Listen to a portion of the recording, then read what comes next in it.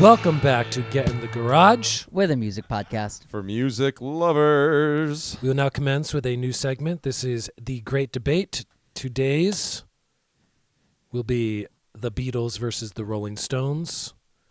Michael will be defending the Beatles. Luke will be championing the Rolling Stones. Gentlemen, you can shake hands if you'd like. You can blow each other's kisses.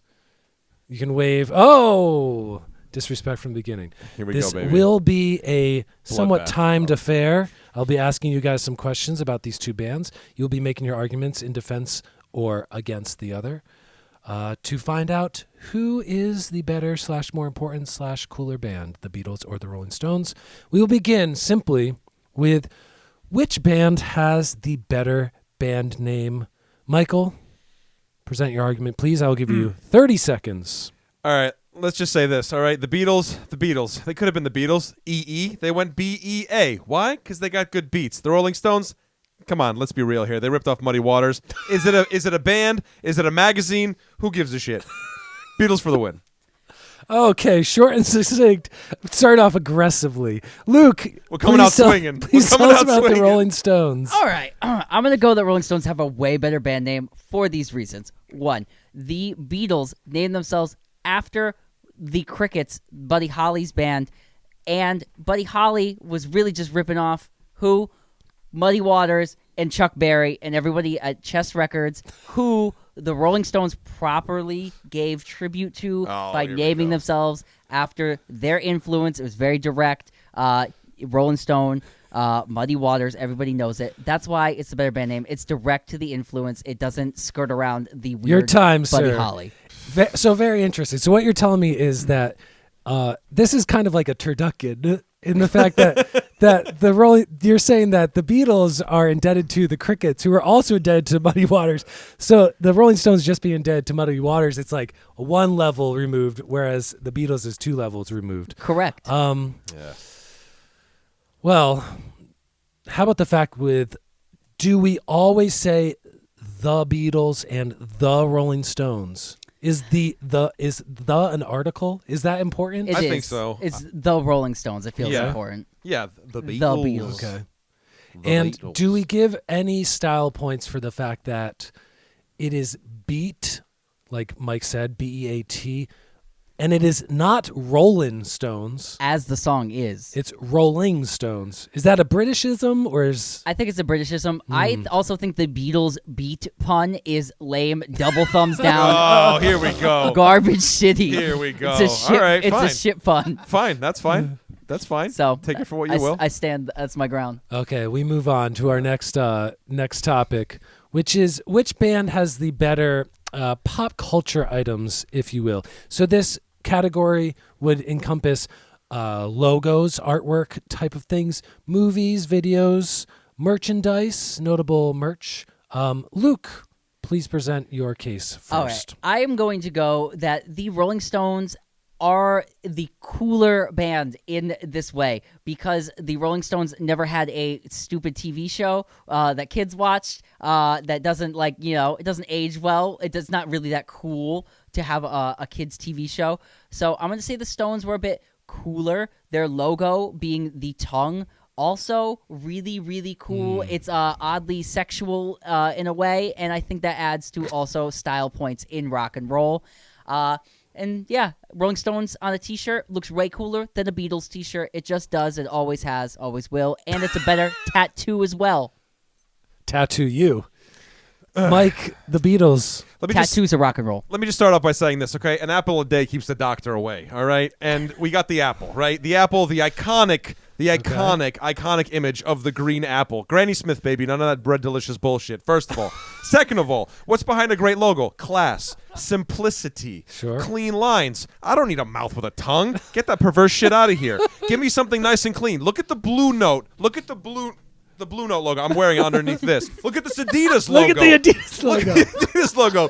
Clean, precision, beautiful, classy. I want class.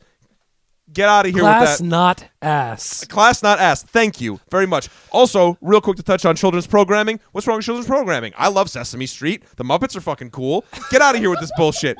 The Beatles, they're trying to give your children the message, the music of love. All you need is love. That's all I got to say about it. Their movies were terrible, but that's besides the point. Peter shots Jackson. fired at Peter his own Jackson. client. Listen. The monkeys over here. Friendly the fire. monkeys over Friendly here. fire. I'm just going to say this, though, too. You don't see Peter Jackson being like, I need all this Lost Stones stuff. No one cares about what the Stones Lost did. for a reason. We all know what possibly. they were doing. They were doing cocaine, okay? No one gives a shit. Give me a 3-hour Beatles Sir, documentary. your time is Give up. me an Respect 8-hour the Beatles rules. documentary. Respect the rules. Respect order.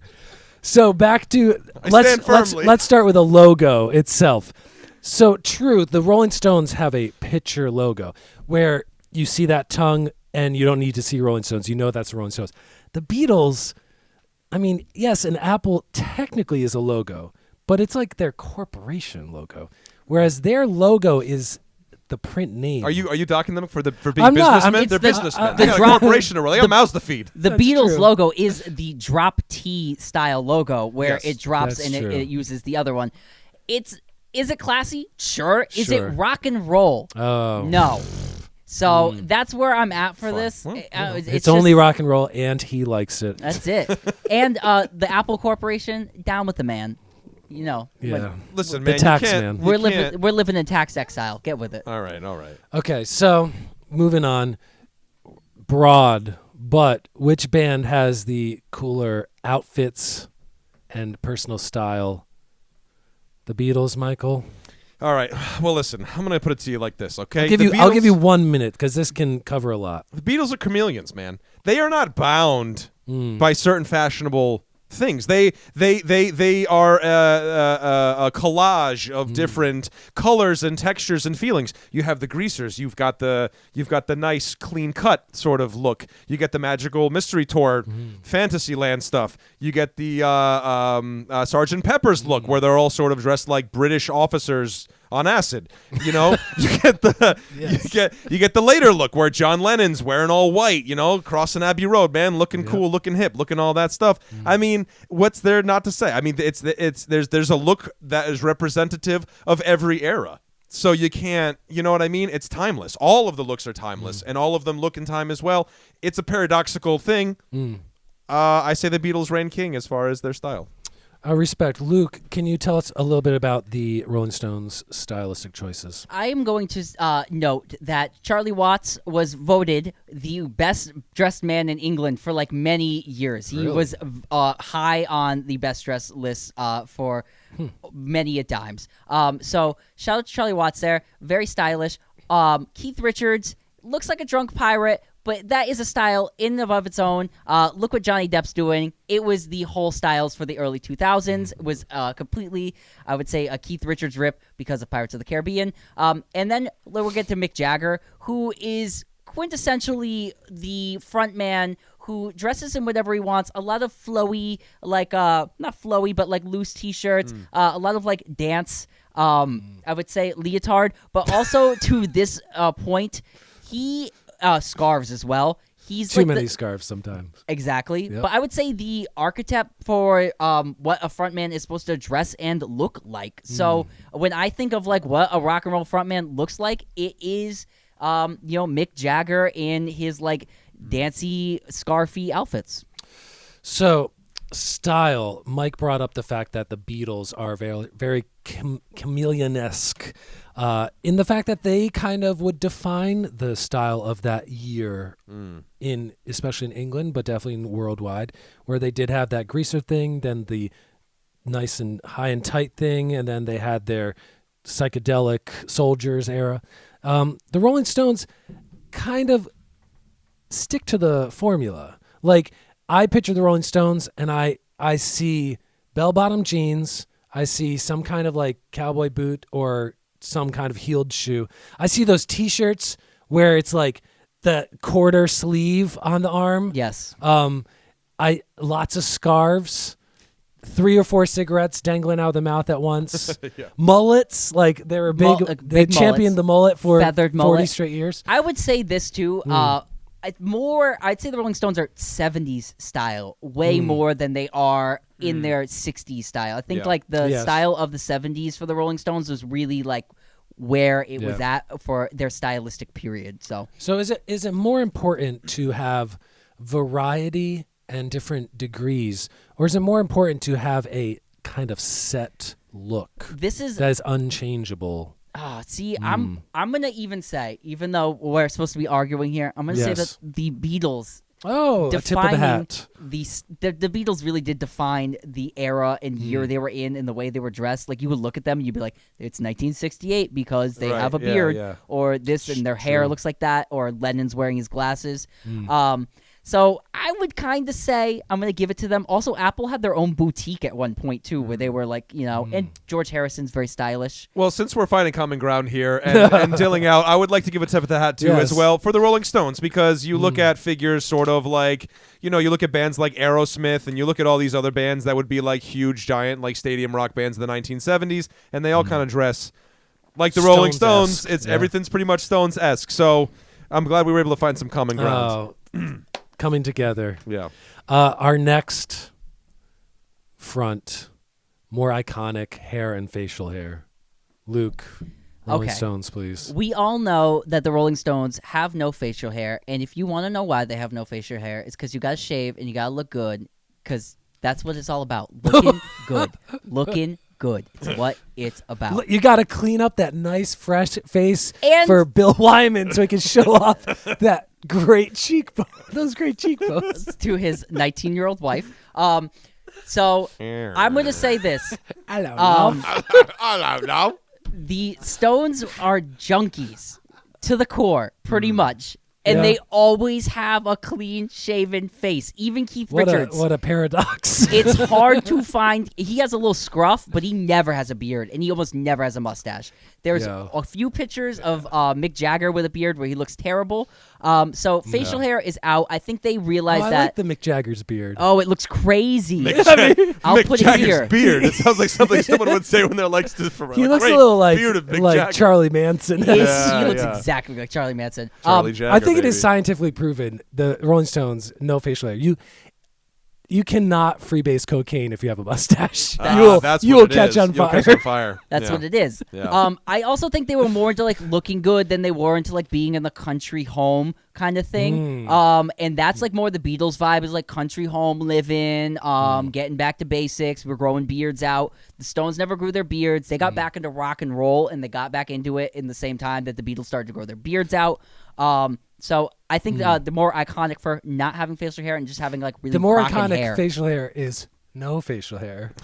Well, I have a rebuttal. Yes, please. So, guys, let me just ask you a quick question. When you look at a bearded man, what do you think of? You think of wisdom. You think of world knowledge. You think of somebody who's maybe been around the block, or in this case, the ashram a little bit, It represents spirituality. All the wise men have sported beards and all this stuff. The messengers, the prophets, they are all bearded men. Moses, for crying out loud. So, when I look at the Beatles, I think to myself, what more of an iconic statement? The mop top was their way of saying, screw the man. Then they come back, and now they're bearded men, a little older, a little wiser. They've seen a couple things. They've been to the stratosphere. I think that the beards work well. I like it. John Lennon grew a fierce beard. Who would have knew? Same thing with George Harrison. A little scraggly, a little, sort of... not great looking, but still, I think nonetheless, I think the beard is a good choice. So I think that there are some iconic ones. Also, for that matter, anytime you can see these, they're online or something like that, little memes, something like that. You'll see all four Beatles with all four hairstyles, with all four uniform. facial hair Yes. types. Boom, boom, boom, boom, boom, boom, boom, boom, boom. And you can pick them up out of a lineup, even if it's faceless, that was Ringo's mustache, that was Paul's mustache, that was John's mustache, that was So you can pick them out of a lineup. For me, that is the more iconic facial hair. Your retort of holy men having beards, sympathy for the devil, rock and roll, get out of here. Sympathy for the devil. So you let's- demonic let's say creature. this: if Luke, if you're putting up like mano y mano, who is your representative for having the greatest hair style in the Rolling Stones? It's got to be and it's like gross, but it's Keith. Keith's got the best hair. The It- gutter I mullet. think you're right. He's Yeah. got the gutter mullet. It also gave way, I believe, to the Farrah Fawcett do later in the decade. The blowout, thing. Yeah. Keith was doing that in like 71. He was, right? I think he was doing that before, like, even Rod Stewart started sporting that stuff. So I think Keith's got like the really iconic hair, because even like 67, Keith's got the feathered out hair in the back. Early stuff I remember. Yeah, you know. I Now, don't Mike, remember, so Beatles, they had the mop tops, they had the mustaches, they had the beards, they had the long hair. Who is the best facial hair, head hair, like, representative of the Beatles? Who's So- your favorite? Oh, well, see, I think the best is different than my favorite. Now, Well, you could say both if you'd my like. favorite is Paul McCartney. I like seeing, and I like a bearded Paul. Bearded Paul McCartney. I okay. very much like a bearded Paul McCartney. Let It Be era? Let It Be era. Okay. Perfect. That's like Okay. perfect Paul McCartney. Facial hair combo, everything. Now, I think as a representation of the Beatles and the evolution of Beatles facial hair and hair all together, I would have to say it's probably John Lennon. I think John Lennon, because the beard was so ferocious when he had the beard, but then he would also shave, like cut his hair, and it was like tight, and then he had the mop. I think overall, I think Lennon had like the best. You can kind of chart The it out best a lot arc. nicer. the best hair arc of the Beatles members. Okay, speaking about band members, I would like you to defend who has the best member. Michael, who is the best member of the Beatles? Paul and why? McCartney. Okay, and why? I think he writes the best songs. John Lennon wrote great songs. I'm not down on John Lennon, but Paul McCartney was very clearly, especially towards the end, if you watch the Let It Be stuff, Paul McCartney, he's the guy. I mean, he's the band leader at that point, very, very clearly. I think John Lennon was much more of a head in the clouds imagination sort of guy, pun intended. But I think that Paul McCartney... Disgusting. Sorry. There's no end to what you can imagine. But I think Paul McCartney really is just sort of like that bread and butter. He's the guy who's just like, all right, let's get down to business. Let's work this out. I got these songs. You can see him working out songs in real time, especially towards the end of the Beatles. Maybe in the beginning of the Beatles, Lennon was much more the driving force. But I think Paul McCartney he's the GOAT, man. He's the guy. He's one of the best songwriters of all time. And Luke, who would you say, another band that has kind of like the two main guys, who do you think is the best Rolling Stone member? I'm going to say it's Mick Jagger, hands down, is the Stones member. Keith gets all the rock and roll cred, and that's fine, but Mick Jagger is the only guy that's constantly kept a band together, and I'm going to say this too, this is why he's a better member than the Beatles. Beatles broke up after 10 years. Mick Jagger led that band when Brian Jones left. He led it in the 70s while Keith was all screwed up on heroin, and he leads it to this day.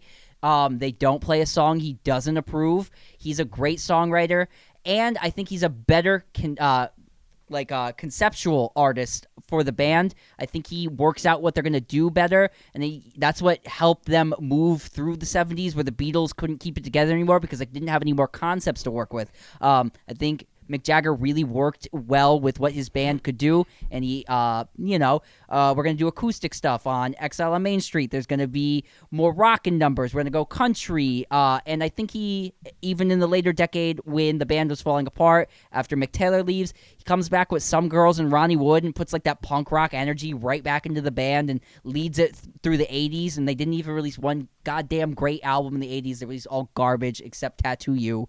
And they still killed it. So it's Mick Jagger for keeping his band together the whole time. So you both selected like the member who eventually became the band leader, like the vocal, steering the ship type of guy. Let's focus on the other two main members of these bands. John Lennon of the Beatles, Keith Richards of the Rolling Stones. Who would win in a fist fight between the two? Oh, Keith Richards. Luke, you go first. Oh, it's Keith Richards. Keith Richards. Because all he's hot. day. He's like coked out of his mind. He's like an ape with the coke habit. Well, the it's- guy's gonna strangle. John Lennon's all doped out. John Lennon's not doing it. He's gonna be like, oh god, I'm the Maharishi. Blah blah blah. Keith Richards is gonna go for the throat, man. We know this. Mike is just conceding this completely. He's conceding the fight. Okay, I think John okay. Lennon actually has a lot of pent-up rage Oh, and yes, anger he does. in this fight. Yeah, he's, yes, he's scrappy, but I feel like No, Keith Richards is a little more, No, see, I'm actually calculated. Keith is the calculated win. Lennon has so much more of that like pent up like anger and rage inside of him, where Keith is cool. Keith is almost too cool to throw a punch. Let's not forget John Lennon, a man with glasses, Keith Richards, a man who maybe weighs 115 pounds. Also, Keith Richards got punched out by like Chuck Berry multiple times. You gonna punch Chuck Berry back though? Come on now. You gonna fuck with Chuck Berry? You want to talk about somebody's crazy piece pissing on hookers? Who's gonna mess with Chuck Berry? This guy's a maniac. The second time you've punched me out, that's what I go for. It's like the first time, fool on me. The I second think time, it would be you're a getting good. one I in the think it would face. be a good throwdown. I'd like to see A them good in the fight. octagon. I really would. I think it would be an interesting throwdown. Yeah, because John Lennon. But see, I feel like John Lennon. He's a sneaky guy. He's like. That's I why feel like he'd He be a throws little. sand in your face. Yeah, right. Yeah. He'd play dirty. He'd be low blowing and stuff. He Two- can't sacrifice that glasses. two Those mal- glasses go. He's blind. He's dead in the water. Two extremely malnourished British men fighting Yes. throw a on can- heavy opiates. Just throw a can of beans in the ring and watch him duke it out. But I don't know. It would be a good fight. I don't know. It'd be interesting. It would be I wish we interesting. had some sort of fight simulator. We Who could do put you there. think? Who do you think, audience? How about the most like rowdy members we've now talked about. This next point, I would like you to go after each other again. Which band has the worst member? Mike, you can go first. Which Rolling Stones member do you think is the worst member of that band? If you have to think too hard, you've thought too hard. No, I mean it's just like Bill Wyman's just. He's just gross, man. And that's like just really what it is. That's what I'm going to base it off of. I mean, I think they're all talented guys. Brian Jones, even still, R.I.P. Like he was only there for like a little blip. But yeah, I mean, I think Bill Wyman's the guy. He seems like the dude who is just kind of like, meh, you could have found, and they did at some point eventually find another bass player. But I think he's the weakest one of the lot. Luke, how about the weakest Beatles member? You think I'm gonna go Ringo, but I'm not. Oh, you're I'm going not. for my guy. I'm gonna go for George. George is the weakest Beatle. And I'll say this: George also has the best solo album of any Beatle, and it's the first one. So It's the only one, though. I must caveat that with that. But I think George is the weakest Beatle member. He doesn't have a lot of songwriting credit. And he was pushed out a lot, but he doesn't play the solo on Taxman, a song he wrote. Yeah. Things like that. He was pushed down a little bit, but you gotta really stand up for yourself when you are a good songwriter, and he was one. And I don't think he really seized his moment in the Beatles. And I also think he's a weak member because he floundered the band when they were breaking up, and I think he could have maybe helped it stay together and stay afloat, but he didn't want to because he didn't care. Bad member, worst member, but also caveated with he's my favorite Beatle. So Yeah, I know. What are you gonna do? Same here. What are you I'll gonna take that do? one on the chin, though. But I 'cause also think I agree with you. he's the weakest member Yeah. of the band for Yeah. all Sure. of those reasons. I agree. Now let's head over to musical arguments. Why don't we talk about, let's say you get the choice of what are, maybe not your favorite, but what you think are the 3 best songs by your band. Luke, can you kick us off with, pick 3 songs that you think encapsulate the entire Rolling Stones experience, 3 that you think are like stacked up against any other group. All right, I'm going to go with 1965's Satisfaction. I think it's the Stones in their 60s at their pinnacle. They had begun writing songs a few years earlier. They really hit it nail on the head with that song. It's rock and roll to the core. It's supposed to have a horn line in it, but it ends up having a distorted guitar line in it. That was supposed to be the demo. I think it works even better. It is, I think, a song that launched a bajillion garage rock bands. Sure. Killer song, 60s, iconic, and Brian Jones. Second song I am going to choose is 68, I believe, Sympathy for the Devil, and if not, it's 69. Sympathy for the Devil is a song that I think encapsulates what the Rolling Stones were really going on with Brian Jones too. There's some strange instrumentation in there, even though Brian Jones isn't really a big contributor to the song. I think it's the influence. It's the song that starts off as a folk song with Jagger bringing it in. Keith Richards makes it maramba and great, and also has all the devil imagery and great 60s touch, counterpoint, JFK, all that stuff. Sure. Evil, rock and roll, devil, great song. Third Stone song I'm going to go for is Start Me Up. We're going to go way later, 1980. Lead off track off of Tattoo You, which was an earlier song from Black and Blue. I think this song is the Rolling Stones' really last great gasp, but also the great breath of like 80s sound and slap back guitar and the great drums. And so I think those 3 songs encapsulates the band in full and what they do and who they are. So that is my 3 choices. So you chose a kind of a true rock and roll classic. The second song, a very like lyrically dense, moody thing. And then the third was like stadium rock. We're going to ride this wave for the next 40 years. Exactly. Mike, if you can choose 3 of the greatest Beatles songs, which 3 would you choose? So this is kind of a hard one for me because it's just like asking a parent to pick their favorite child. I Sure. mean, there's just so many good ones and so many quintessential, iconic ones that are representative of like different times and places. But if I'm just pulling names out of a hat, in other Sure. words, here, because there's just so many good ones. Unlike Luke, who has like very slim pickings over there. So I got albums. So I'm gonna go with my first one. I'm gonna go with the song "Yesterday," and I'm gonna tell you why I'm gonna go with the song "Yesterday," and this is why. Because that song originally was called "Scrambled Eggs," and if you know anything about songwriting, you know that somebody like masterful, like Paul McCartney, woke up one day and he's like, "I have this melody in my head." And let me just work it out. And that is kind of like a true statement of a real songwriter who goes, I have to iron this out. I have to find it. And he didn't end up on the other side of that song with any sort of lyrical gobbledygook. He actually writes a real, true, heartfelt song. So I'm going to go with that bad boy. Okay. Next, I'm going to go with Here Comes the Sun because I love George Harrison. And I think this is a really great George Harrison tune. It is off of the Abbey Road album. It's a song that... from what I understand, as some stories go, after maybe some sort of experimental psychedelic experiences towards the end of the late 60s, one of the ways that they would help pull people out of bad trips was by playing this song. So if it can pull you out of a bad trip, I mean, that's all you need, right?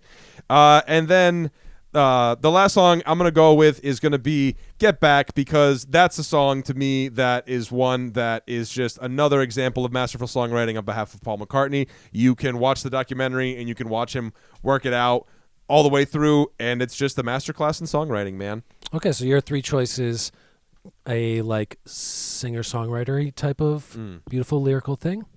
Your second choice, a like kind of masterpiece by a lesser member. And your third being like similar to Start Me Up, kind of like the last group jam of like, let's go out with this kind of mood. Yeah. Very interesting. Now let's talk about albums. And these are both bands that have a number of classic albums, a number of what a lot of people consider perfect albums. But if you were given the choice, no one has heard of these 2 bands, which album do I play them to get them started? Mike, what is your choice for the Beatles? This is a hard one. Because I'm picking Gun from, to your head. I'm picking from 3. Gun to Okay. my head. If I have to pick one, I'm probably gonna go Revolver. Okay. I love Rubber Soul.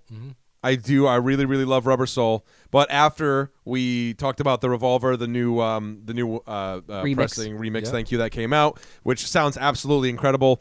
I have to go with this. I have to go with this album, man. I mean, you get Taxman, which is that quintessential sort of George Harrison tune, which unfortunately he doesn't play the guitar solo on. But what can you do? You have It Is What It Is, but fuck the Taxman, so right on. And then you have things like Eleanor Rigby, which is just this sort of almost classical music kind of journey through, all these musical, whatever. 20 seconds. Yeah, it's Revolver. For me, it's Sure. Revolver. That's the one. I think the front to back, that's a great sort of like, here are the Beatles, check them out, listen to them. It's 35 minutes long, super digestible, super easy. And I believe that album, if you look at whatever the total number of albums they have, that's probably exactly like the middle point. Yeah, that's right of about the their middle, career. yeah. Luke, what would be your choice for the Rolling Stones album that you would give to someone who had never heard the band? I am kind of torn between 2 records as well. It's kind of between Beggar's Banquet and Sticky Fingers for me. Okay. Beggar's Banquet has a little bit of the Brian Jones past on it, but I'm going to go straight to Sticky Fingers. I think it's the more classic record. Stones in their 70s, I think they took everything they learned and made just a classic record with their brand new guitar player, Mick Taylor. This has classic songs like Brown Sugar, the great B-side Bitch that starts off Brown 2, Side 2.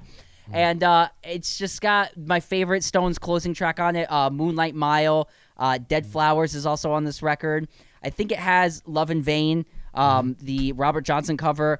takes the blues and rock and roll and soul and country and does everything the Stones did right and makes it their best, most classic record to listen to. It's concise. It's fast-hitting. Great record, and I love, love, love it. Also, Wild Horses is on there. Their quintessential slow ballad song. Beautiful, amazing. So that's it, man. Sticky Fingers. So you chose another album that is kind of the center point of their classic run. Yes. Of like those 5 years, they put out whatever 5 or 6 albums, and that's right in the middle. Now, another shit on your opponent topic. Luke, choose one god awful Beatles song. Don't Pass Me By, off of the White Album. Don't pass me by, don't make me cry. It's terrible. Okay. It's like 6 minutes long. It has a Yeah, violin not solo that doesn't also play anything melodic while Ringo is singing. I hate it. It's warbly. It sounds like it's Okay. underwater. There is more to choose from. And Mike, what is the worst Rolling Stones non 90s, 2000s, 2010s, 2020 category? Because 1980 they to made back. 40 years of bad songs. Yeah, we all know on. anything past 1980 is Hold on, garbage. hold on. So Which that's we not are fair. conceding Hold that on. the Rolling Stones Didn't have had a make good 60-year music. career, and for 40 years it's been bad music. I just Yeah. have to check and see when this album came out. Hold on. Let me check. Oh, god damn it. What's my cutoff? No, you can throw it out there. Throw it out there. I was just making a point. Well, there's a song called Indian Girl on Emotional Rescue. That came out in 1980, though. I don't know. Does that count? Emotional That counts. Rescue counts. That Emotional counts? Rescue All right, counts. okay. The song Indian Girl, it's like, what the hell is this even about? Awful keys. There's like weird, like almost Johnny Cash style Spanish horns on it and for like a Oh. weird second. There's like Gross. pedal steel on there. Not my favorite, but if I had to pick from the backlog, I'm going to Yep. go with Sing This All Together. It's just nonsense. I'm sorry. Also, just for the record, if someone was to ask you, hey, that Rolling Stones album, their Satanic Majesty's Request, what's that album? What would they say? Oh, that's their Sgt. Pepper's. I rest my case. Okay. Now let's talk about. We just said that the Rolling Stones have made approximately 40 years of bad music, or non-important music, let's say. Which is more important or more favorable in your estimation? To have a 10-year career or a 60-year career? Mike, the 10-year Beatles career, why is that more of note than the Rolling Stones' 60-year career? Well, it's I suppose it's that idea of it, to quote Neil Young, it's better to burn out than to fade away. And for me, I think that the Beatles came, they burnt out, and they didn't fade away. Unlike the Rolling Stones, who was just like, here are the 4 geriatric men hobbling around a stage, and Mick Jagger's still up there walking around like a goddamn cockatoo, looking like a psychopath. he puts his runs steps in. like 14 I know, miles a day. it is crazy. I have to say, it is crazy. No, listen, in all fairness, though, I will say this in all fairness. I like the sort of like they come and go. It was like a fever dream. This whole masterwork kind of erupts and then goes.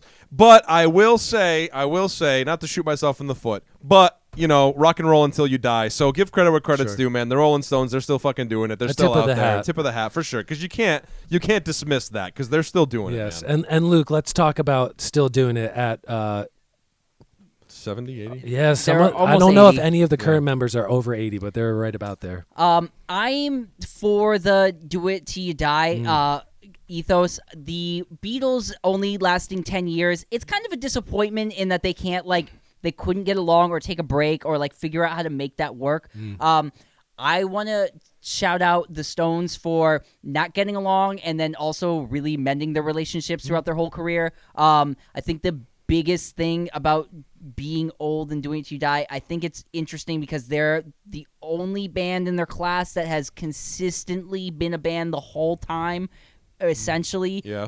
Others have kind of come and gone in different forms, like the Who and the Kinks.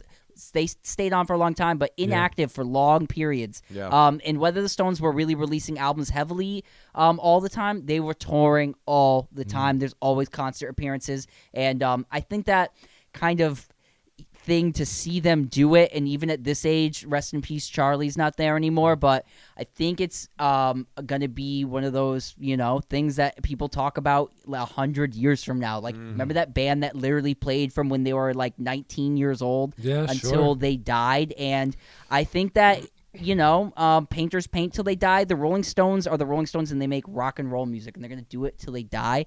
And so for me, that's the more, it's more fruitful. It means more. It's more, it's a lot, means more to different generations of people. Sure. So, two very different things, because you have, on one hand, it's like no band has been bigger for like a short amount of time than the Beatles, but also no band has played for as long as the Rolling Stones. And Like- I'm somebody like nobody our age ever got to experience the Beatles. We're 30, pretty much. So on the table, nobody really got to experience the Beatles. I got to go see the Stones live in 2015, and sans Bill Wyman, sure. I saw the whole band, and you're just like, that's a really incredible thing to. Go and experience, and I think that's another reason why doing it till you die. It's better, longer career. I'm here for it. And two, Beatles never got to experience the 70s, so they never got to make that 70s music. Where the Stones, solo artists. That's it. The Stones shined in the 70s, and that was their flowering period. So it was almost like the Beatles never got to really reap what they had made in the 70s. So that's the other point too. How about some lasting musical influence? Meaning, can you name some of the best bands that you think were extremely heavily influenced by your respective bands? Like, who are the best Rolling Stones imitators / ripoffs / deeply indebted to Rolling Stones bands? Oh, man, almost all of them. Almost all of them that come afterwards are all based off what the Rolling Stones did in their style and their effort. If we're talking big bands, though, Aerosmith for sure is modeled after what the Rolling Stones did and were doing. I'm also going to go with the New York Dolls are a Rolling Stones ripoff band. Not that that's a bad thing. I enjoy that. I'm going to even go to like Television, the double guitar lineup of like Television. That's more of a punky thing. It didn't have like the good looks, but any kind of double guitar lineup where you got the rhythm in the lead, Keith and whoever at the band in the point. But that's for me. And then the singer. If you have a front man out front that's dancing, it's Mick Jagger. And also Maroon 5 wrote the song Moves Like Jagger. So that's the iconic rock band is the Rolling Stones. That's why. Yeah, I was listening to a band yesterday, and I thought, oh, this is kind of the 90s version of the Rolling Stones. Black Crowes. No, not even. Another one.